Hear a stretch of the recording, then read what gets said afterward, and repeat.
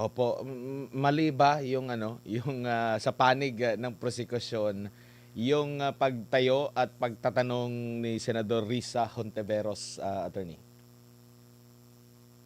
Well, yung pagtatanong niya parang karapatan naman niya yun bilang huwes na mag-clarificatory question. Siguro ang ang hindi lang masyadong angkop is siguro at that stage is yung pagtanong niya ng legal argument kasi mukhang hindi yun yung sapat na or yung tamang panahon nung specific timing lang na yon, hindi yun yung nararapat na panahon para magdebate ng legal arguments kasi at that time ano pa lang siya presentation ng evidence or paglalatag lang ng facts. Pero maganda yung tanong niya kasi tama naman siya. Lahat ng ipinakita ng prosecution sa araw na yon, wala naman doon ang nagpapatunay na talagang nangontrata nga si VP Sara ng isang assassin or ng isang tao para patayin si President BBM, si First Lady at saka si former Speaker Romualdez. Opo. Sa mata po ng mga ordinaryong Pilipino na hindi na rin naabutan or nakalimutan na yung pinakahuling impeachment trial kay Chief Justice Corona, kung manonood ka talaga, parang ang bagal ng ano ang bagal ng takbo sa loob ng 3 araw, ang bagal ng nandun pa lang sa isang witness, ang daming tanong, ang daming mga objection, magkabilang panig. Normal ba ito lalo na sa regular court kasi bihira lang, hindi lahat ay nabibigyan ng pagkakataon na makapanood ng kagaya nitong trial, attorney? Depende kasi yan sa estilo at strategy ng bawat abogado eh. So may mga hearing na talagang matagal inaabot yung presentation ng witness dahil maraming ang objection tapos paminsan naman mahaba lang talaga yung testimonya. So parang dito makikita natin na bawat panig mahilig mag-object on technical grounds. Kaya tumatagal. Hindi ko na matandaan masyado kung ganon kadalas mag-object nung mga panahon na yun sa impeachment trial ni Justice Corona. Pero yun, sana nga sa mga susunod na hearings mas mabawasan yung mga objections lalo na on technical grounds kasi one, nakakasagabal siya sa pag-usad ng testimonya. At pangalawa, pag masyado kasing technical, kahit na kunyari nasa panig ka ni VP Sara, baka lumabas na puro technical grounds ang objections, ayaw niyo lumabas yung katotohanan. Para sa akin kasi, uh, um, kahit lumabas yung katotohanan, mapapatunayan na hindi impeachable yung mga inaakusa kay VP Sara or hindi niya ginawa yung mga inaakusa sa kanya. So kung ako ang tatanungin, ililimit ako yung objections dun lamang dun sa mga mahahalagang bagay. Tsaka doon sa mga nagmamasid din, kasi nga masyadong technical, naririnig lang natin itong mga ganito sa mga korte, regular na korte. Kung naa-appreciate ba o nahihimay ba ito, siguro sa mga abogado maintindihan natin. Pero iilan lang po yung mga abogadong senator, judge. Baka nga hindi pa nila na-gets kung ano ba yung ibig sabihin nun. At sige lang, doon na lang tayo sa finals. Magbobotohan lang ng yes or no pabor sa impeachment, attorney. Kaya mas maigi sa tingin mo na medyo luwagan at wag masyadong ganun na nangyayari last 3 days. Mm. Ako personally, ang estilo ko kasi sa trial, pinipili ko lang yung objections ko kasi pagka masyadong madalas, parang nakakainis din siya doon sa judge, 'di ba, sa huwes. Although naiintindihan naman ng kunyari isang judge or isang abogado kung ano yung basehan ng objection at ano yung dahilan kung bakit kailangan mag-object. Yun nga, dahil nga hindi ordinaryong korte ito. Ito yung Senate Impeachment Court na kinabibilangan din ng mga senator judges na hindi abogado, tapos naka-broadcast pa ito sa buong Pilipinas, sa buong mundo even. Um, Baka mas maganda na bawasan yung objections para makapunta na dun sa mahalagang parte ng testimonya, at para yung defense naman masagot agad, 'di Opo. ba? Pero ang interesting diyan, Admar, ang naisip ko diyan kasi 'di ba day 3 pa lang tayo, and actually ang reserved trial dates for the presentation of the prosecution and defense are 90 days. Ganun katagal. So at the rate they're going, kasi dapat one witness per day eh. Pero itong si Kalilong umabot ng 2 araw. So baka itong 90 days hindi pa matapos sa 90 days.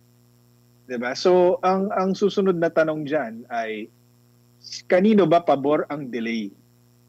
'Di ba? Sa prosecution or sa defense?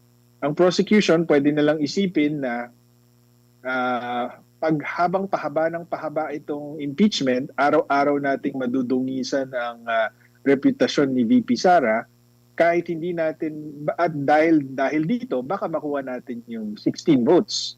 Or pwede rin naman, kahit hindi natin makuha yung 16 votes, dahil araw-araw natin siyang sinisiraan, baka humina siya sa eleksyon sa 2028. Sa defense naman, kung maganda ang pagsagot nila laban doon sa mga akusasyon laban kay VP Sara, baka iniisip din nila na ang delay makakapabor naman sa kanila. Dahil habang palapit ng 2028 at hindi natitibag si VP Sara, palakas ng palakas ang impluwensya niya sa taong bayan at even sa mga senator judges na syempre may mga political considerations ding iniisip. At ang isa pang mahalagang dapat tandaan is sa isang trial, ang huling nagprepresenta ng evidence ay so dun sa 90 days, kung matapos man sa 90 days, yung last 30 days na presentation, defense yan. So baka mas tumatak sa isip ng tao yung ebidensya ni VP Sara dahil siya ang huling sa kanya ang huling salita. So yun ang dapat natin bantayan doon sa mga delays na yan. Si kanino ba nakakapabor yan? Pero ultimately, ang tingin ko dito, dahil nauubos yung oras ng Senado, at syempre, pati yung ibang mga government officials, dahil tinatawag silang mga testigo dyan, pati na yung mga House panel prosecutors, ang talo dito actually yung taong bayan kasi nakaka-distract itong impeachment trial sa tunay na trabaho ng gobyerno, which is pagandahin ng buhay ng mga mamamayan. Wala namang makakabuting buhay, mapapabuting buhay dito sa impeachment trial na ito. At narinig na nga natin na magkano ba, 25 million a day ba ang ginagastos ng Senado sa bawat session. So imbis na yung 25 million ginugugol para sa paglikha ng batas na makakaginhawa sa buhay natin, pinag-aaksaya natin ang panahon dito sa impeachment trial na sa aking palagay wala namang basehan. Opo. Dito po sa presentasyon ng witness, sa tingin niyo po irrelevant ang witness? Why not panoorin na lang ng buo, maglatagan na lang kung ano ba yung konteksto na sa panig, lalo na sa depensa at sa prosecution naman, i-emphasize nila na talagang merong na-commit. Kasi parang nandun pa yung pinag-uusapan sa paano na preserve yung yung pag-handle ng video, bakit hindi kinuna ng yung mga ganun pa ang napag-uusapan na attorney. Oh, actually, yun nga, pwede namang ang tawag dyan, doon sa pre-trial kasi pwede kayong mag-stipulate na ito hindi mo na kailangan patunayan to kasi nangyari naman talaga yan. So kunyari yung Zoom meeting kung saan nagsalita si VP Sara, doon sa pre-trial pwedeng nag-concede na lang yung defense na Sige, nangyari naman yan eh. So, hindi mo na kailangan patunayan yan. So, mapapabilis sana yung takbo ng trial. Pero mukhang ang one of the strategies na ginagamit ng defense is all available defenses, which is well within their right. Di ba ho? Kasi, totoo naman eh, ako bilang observer, madaling magsalita kasi wala ako sa lugar nila eh. 'Di ba? Pero mukhang sa analysis nila, ang tingin nilang pinaka nakakabuting depensa or strategy para kay VP Sara is um, to exhaust all defenses. Kaya 'yun ang nakikita natin at hindi mo sila masisisi dahil ginagawa lang nila ang trabaho nila. Opo. Doon po sa konteksto naman, no, sa day 3 na ilahad, yung siguro bahagi pa lang, di ko masabi kung konteksto na ba yun sa pagkakaintindi ng depensa, yung ilan sa mga videos, lalo na yung mga pahayag ni Attorney Zulaika Lopez at yung sa closing remarks, no, kung ano ba yung pinaghuhugutan, bakit nabanggit yon ng pangalawang pangulo. Sa tingin niyo po, mabigat ito lalo na sa panig ng depensa na mas lalong maintindihan ng mga senator judge at ng sambayan ng Pilipino. Bakit kaya yun nasabi o nabanggit ni Vice President Sara Duterte?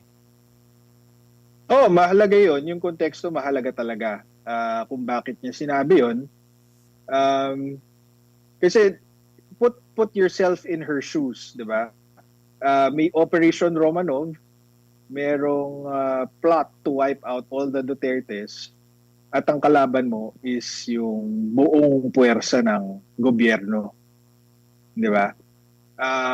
Kung ganun ang sitwasyon mo, anong gagawin mo? Hindi ka pwedeng tumakbo sa gobyerno para magsumbong dahil sila nga yung kalaban mo. Sila nga yung nagbabanta sa buhay mo at sa buhay ng pamilya mo. So, para sa akin, pwedeng parang naging bluff niya ito. Kumbaga, wala akong ibang matatakbuhan eh. Hindi ko kayo pwedeng pagsumbungan dahil kayo din yung isusumbong ko. So, tatakutin ko na lang kayo. Iba-bluff ko na lang kayo na pagka ginawa niyo sa akin to, may balik sa inyo. So, tingin ko sa akin, hindi yun krimen. Tapos hindi naman ito, Admar, hindi naman ito parang gawa-gawa ko lang, ano. Kung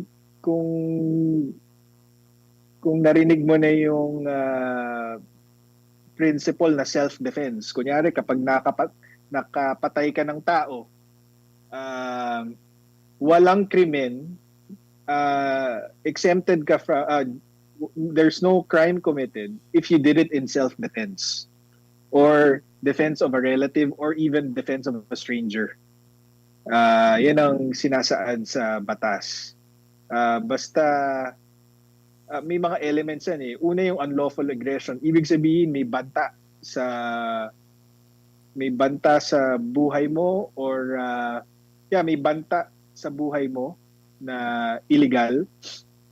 Tapos pangalawa, yung ginamit mong pangsangga or pangtabla doon sa banta sa'yo, reasonable yung ginamit mong pangsangga or pangtabla, reasonable force. Tapos pangatlo, walang sufficient provocation, meaning hindi ikaw yung nag-odyok sa kanya na pagbantaan ka, hindi ikaw yung nauna, 'di ba? So applicable 'yan sa jurisprudence, paulit-ulit 'yan, malinaw 'yan na applicable sa mga physical crimes like murder, 'di ba? Or even physical injuries. Kunyari ginugulpi ka, para depensahan yung sarili mo, lumaban ka tapos nagulpi mo yung kalaban mo, self-defense yun. Kung hindi mo siya pre-provoke para suntok-suntokin ka, ganyan. So, kung applicable siya sa mga ganong klaseng krimen, para sa akin, it should also apply to verbal crimes like grave threats. Kasi 'di ba, parang kung pinagbabantaan yung buhay mo ng gobyerno, justified ka in using a verbal threat to repel that threat against your life and the threat against your family's lives. Di ba? Opo. Dito naman po sa nabulgar ba na bias or hindi makatarungan ang panig or sa authorities ng gobyerno, kasi nababanggit na itong mga banta kay Vice President Sara Duterte. Pero ang isa tanong, nagkaroon ba ng matinding investigasyon din or ginawang effort ang NBI kagaya ng effort na ginawa nila na pagkukusa, kasi wala namang complaint mula sa offended party, sila lang yung nagkusa. Bakit dito sa panig ng pangalawang pangulo, kahit na sabihin natin kung hindi man makipag-cooperate kasi pinagdududahan na yung mga ahensya ng gobyerno, bakit hindi na lang nagkusa din? So naisiwalat din ba dito, attorney, yung ganong senaryo sa kasalukuyan ng ating gobyerno? Hindi ko lang napanood ng buo, no? Yung day 2 and day 3 sa haba. Pero kung hindi ako nagkakamali, parang walang kinumpirma ba ng NBI na hindi sila nag-imbestiga doon sa threat sa na yung banta sa buhay naman ni Vice President Sara Ang at nabanggit ng lang kasi, pamilya niya. ang nabanggit lang kasi meron daw pero hindi na wala na, hindi na nagkaroon ng follow-up question eh. Pero pagpalagay natin na kung hindi man nakipag-ugnayan, kasi magdadalang isip kung pagbabasa mo yung closing remarks, nandun na talaga yung parang tinanggal yung kanyang proteksyon, yung kanyang mga security, nalalaman na kung saan siya papunta, meron ng nagpo-profiling. So kumbaga, nawala na siya ng pag-asa siguro, no, na maniwala pa, pero still like kagaya doon sa pagkukusa, yun yung question eh. Mas more doon sa pagkukusa nila na kahit hindi sila yung offended party, inimbestigahan ko ito kahit na base lang sa mga statement yung mga pahayag at umusad yung kaso, attorney. Sa akin ang takeaway ko diyan is kung hindi sila nag-imbestiga doon sa banta sa mga Duterte, dalawa lang 'yan. Tinignan nila, tapos nakita nilang meron, kaya hindi nila sinasabing chinek nila, or hindi talaga nila chinek ng sadya dahil alam nilang meron. Diba? Or wala silang pake. So either kahit anong option ang piliin mo, meron talagang kakulangan yung mga otoridad. At kakulangan sa pag-imbestiga at saka sa fairness in the investigation. Opo. Doon naman po sa hindi mismo yung offended party ang complainant. Usual po ba ito? Kasi sa pagkakaalam ko, parang ganito rin yung naging puna sa unang bahagi ng kanilang pag-iimbestiga nung sinubmit nila. Tapos biglang naaprubahan naman daw. Meron silang explanation doon kasi hinugot lang mula sa mga payag, video statement, video statement yung kay kay Marcos Jr., speech yata yung kay Romualdez. Pwede ba 'yon? Bakit hindi mismong sinumpaang salaysay? Kasi alam naman natin, yung mga senador nga na-offend, nagfa-file din ng cyber libel. Bakit hindi kaya sila nag-file na lang mismo at NBI yung naging complainant? Parang may taga-reklamo sila kahit na sila yung sinasabing na-offend doon sa pahayag ng pangalawang Pangulo, attorney. Totoo yun.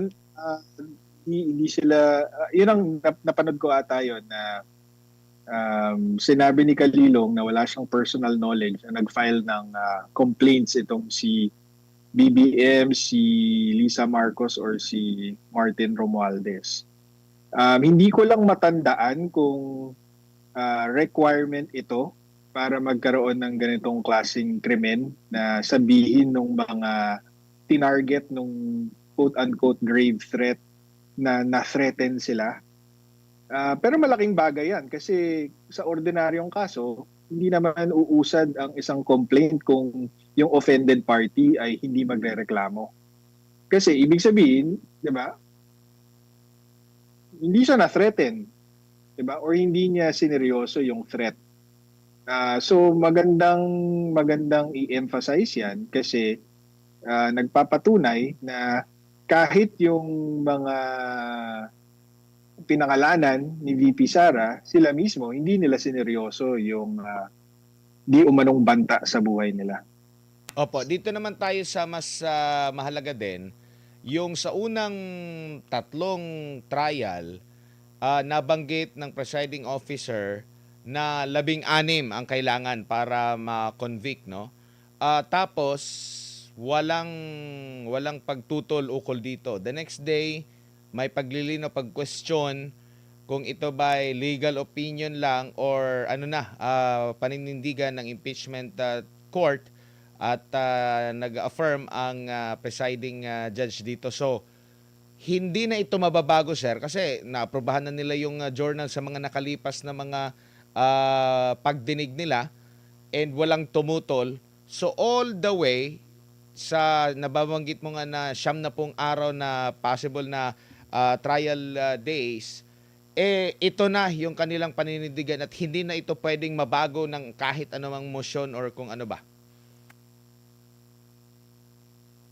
Pwede naman silang magbago ng isip. Pwede naman silang magbago ng isip pero mukhang definitive naman yung pagsabi ni Chis Escudero at sabi mo nga wala namang tumutol sa mga senador whether majority or minority na paninindigan nila yung 16 unless may ibang ruling ang Korte Suprema. At ang interesting doon ay kinabukasan nga, pagkatapos sabihin ni Senator Chis Escudero yung ruling ng impeachment court, lininaw ni Senator Ping Lacson na ruling siya ng impeachment court at kinonfirm niya na dahil ruling siya ng impeachment court, pwede na itong iakyat sa Korte Suprema kasi justiciable controversy na siya. So, yun ang interesting doon kasi mukhang kung sino man ang nagtutulak na bawasan yung threshold vote na 16, mukhang yun ang balak na iakyat sa Korte Suprema yung question. So, medyo nakakatakot isipin kung kasi all the while, Admar, ang paniniwala ako is leading up to the impeachment trial, ang gagawin talaga nila is i-justify nilang pababain yung number of votes required to convict. Kasi halos inaraw-araw nila yan eh. Di ba? Pinakulong nila si Senator Jinggoy, si Senator Marcoleta, inabol nila si Senator Bato. Tapos nag-take over sila ng majority ng Senado with 12 votes. So, parang tapos 'di ba may mga balita na tinakot nila si Chis Escudero at si Senator Joel Villanueva na kung hindi sila umanib sa majority, ipapakulong din sila. So, doon sa mga ginawa nila bago itong impeachment trial, ang buong akala ko is yun ang gagawin nilang strategy para makuha yung conviction ni VP Sara. Babawasan nila yung threshold vote. Pero yun nga, as a surprise, on the first day of the impeachment, they conceded already na 16 ang votes required. Para sa akin, dahil parang it's yung ginawa nila before impeachment trial, it's so much work just to give it up on day one of the impeachment trial. So medyo nakakatakot yung implication nun kasi baka one, confident silang makakakuha sila ng desisyon sa Supreme Court na magsasabing less than 16 is okay to convict, or baka ang tingin ng mayorya at ng Malacanang ay kaya nilang makakuha ng 16 votes sa yun nga yung pananakot nila ng kaso. Opo, doon naman po sa posibilidad na lahat ng mga nangyari sa 3 araw na impeachment trial under kay Senador Chis Escudero, if ever na katigan ng Korte Suprema yung petisyon na inihain ng mga abogado ng grupo ni Attorney Israelito Torion, sa tingin nyo po, mawawala lahat ng mga pinagagawa nila na mga desisyon, lahat noong unang 3 araw po, attorney? Well, posible 'yon, and baka yun nga yung prayer ng petitioners doon sa kaso na yon. Kasi nga totoo naman na unconstitutional naman talaga na ang isang hindi Senate President ang maging presiding officer sa impeachment. As explained nga nung magkapatid na Senador Alan Peter Cayetano at ni Pia Cayetano, bagamat hindi nakasaad sa konstitusyon na dapat Senate President ang magpre-preside sa impeachment trial, kaya lang siya hindi nakasulat dahil yung framers na mismo ang naglinaw sa deliberasyon para sa konstitusyon na kaya hindi ilalagay na Senate President ang presiding officer sa impeachment ng kahit sinong opisyal maliban lamang sa presidente, ay dahil understood na ito. So nagdesisyon sila na hindi na kailangan isulat. Parang ang naging explanation is pag presidente ng Pilipinas ang nakasalang sa impeachment, ang magiging presiding officer ay ang Chief Justice ng Supreme Court. For all other cases, Senate President. Pero understood na yun, kaya hindi na kailangan isulat. So unconstitutional talaga yung pagtalaga kay Senator Escudero bilang presiding officer. At makikita natin kung magre-resulta ito sa pag-void ng entire proceedings. Sana hindi naman dahil medyo medyo effective si Senator Escudero bilang presiding officer. Para sa akin, he's handled it as well as anyone could. Kasi so far, binibigyan niya ng pagkakataon yung bawat panig na binibigyan niya ng leeway yung bawat panig na sabihin ng gusto nilang sabihin. Hindi masyadong technical siya mag-rule on the objections. So far, para sa akin, positive influence si Senator Escudero sa proceedings. Kaya lang, ang problema nga, unconstitutional siya. So meron talagang risk na ma-void yung entire proceedings. Ang tanong is, bakit ipipilit ng mayorya at ng mga taong nasa likod ng mayorya na gawing presiding officer si Senator Chis Escudero kung alam naman nilang may high risk of unconstitutionality yung ginagawa nila. So dahil nga may mga banta din kay Senator Chis Escudero na ipapakulong siya, non-bailable in connection with the flood control scandal, maaring tinalaga siya dyan para i-secure yung conviction ni VP Sara. Sa ngayon, di pa natin nakikita kung na nangyayari yun. Pero baka sa mas mga eksplosibong mga ebidensya at mga article, baka makita natin na biglang pumapanig na si Senator Escudero sa prosecution. Diba? Makikita natin, dapat bantayan natin yan. Pero hindi rin po ba, kasi parang alam na nila eh.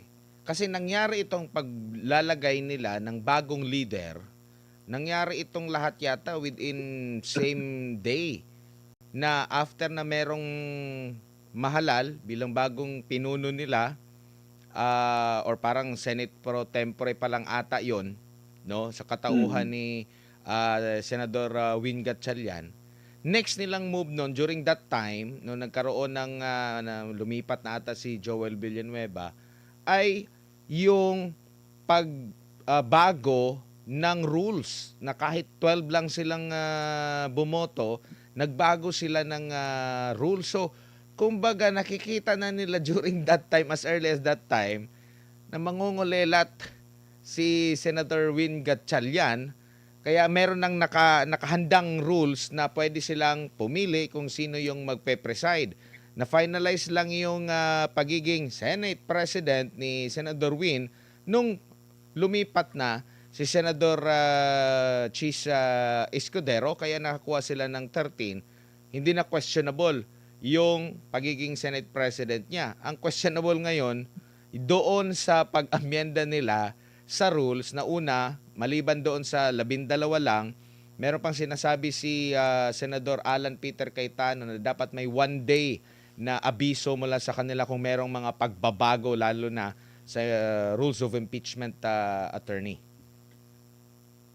Yeah, tama naman lahat yun. Na mukhang ganong kaaga plinano lahat ng ito.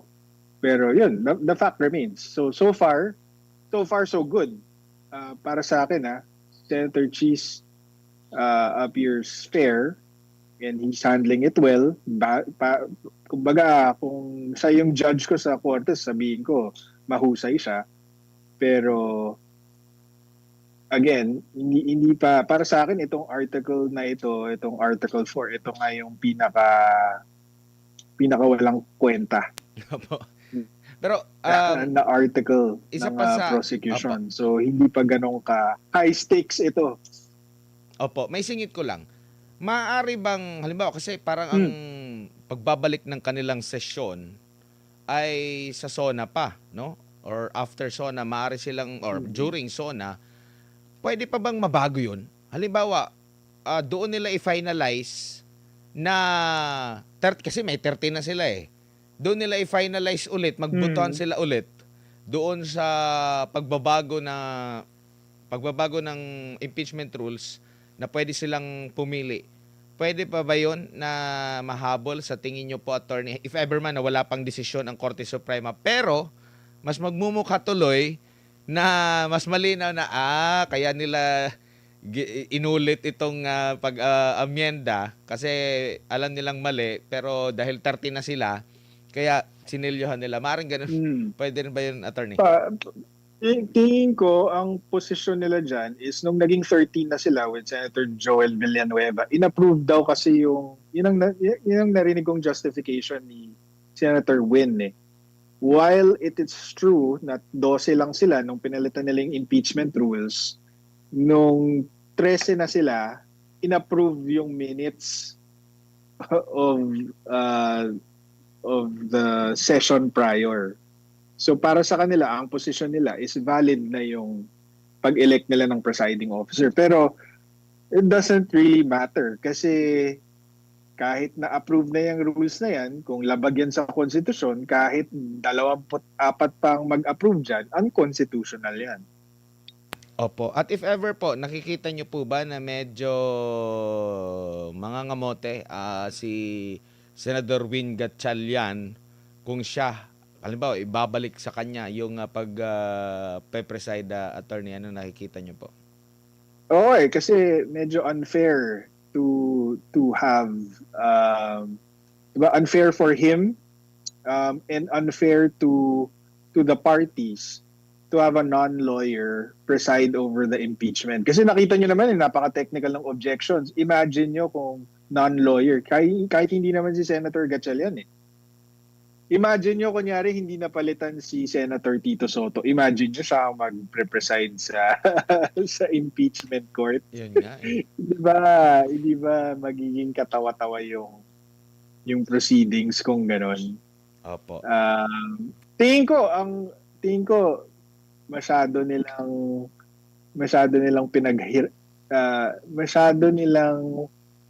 masyadong matindi yung pag-iisip nila dito sa presiding officer na to. Kung ako ang advisor nila, 'di ba maganda yung pinakaunang suggestion nila was hindi presiding officer yung term kundi impeachment manager. Yun ang unang ginamit nilang termino eh. So kung impeachment manager si Chis Escudero, tapos ang Senate President, so ang magre-preside sa impeachment court ay si Senator Gatchalian. Pero kapag ang tanong ay legal, i-refer niya yung question kay Senator Cheese Escudero bilang impeachment manager, edi wala nang problema. Pero pinilit kasi nila yung presiding officer eh. Pero So, ang oh, optics niyan, attorney, magiging katawa-tawa talaga sila kung merong mas maganda kasi ngayon nakaupo si Senator Gatchalian, di siya nagsasalita. 'Di ba? Tapos si Senator Cheese Escudero lang ang nagsasalita, nag-rule.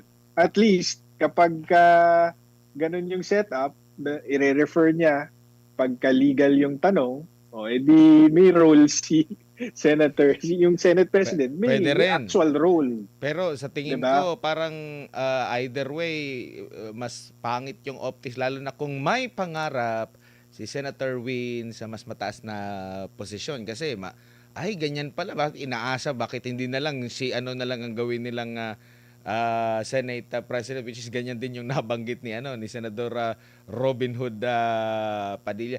Nakikita niyo po ba na, na miscalculate nila ang mga pangyayari?